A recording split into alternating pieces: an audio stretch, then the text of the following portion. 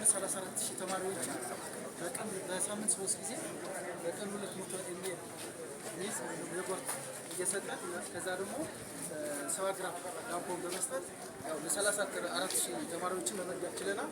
አሁን ይህንን ፕሮግራም ይቀጥል ያው ኢኮኖሚካል ሊንኬጅ ከታች ያለው ማህበረሰባችን ይቀጥላል። ከዛም ደግሞ በትግራይ ያለው የስታንት ማንነት እጥረትን እሱን ለመቅረፍ ደግሞ ያው እርጎ ወይም የወተት ተጠቀም በቦን ግሮዝ ላይ የተሻለ እንትን ስላለው እሱን ለማስተዋወቅ ነው የማጠናውና የጸባ ወይም የወተት ጥቅሞችን ስፔሻል ከጤናና ከሳንቲም የማልኑትሪሽን ሆኖ የተሻለ ስለሆነ ይህንን ፕሮግራም በ8 ከተሞች ፕላስ ደግሞ 56 ትምህርት ቤት እየሰራ እንገኛለን።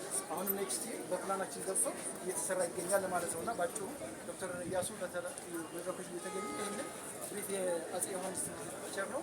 ያው ይህንን መስራቸው ባይዘው ፊቸሩን ማየት ይቻላል። ወጣቶቹ አንደኛ ድሮፕ አውት ነው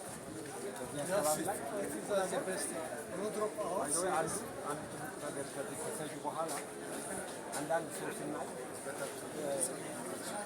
you know what happens is our university so that because we 34,000 students, I mean some of the students are coming without any break. So the family they put their soil in their skin.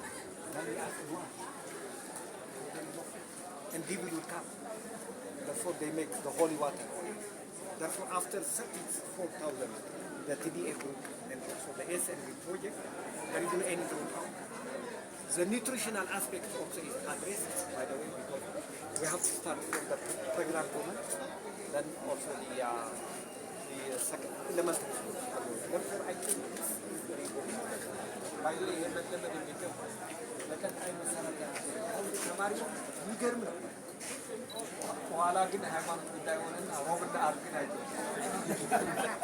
anyway,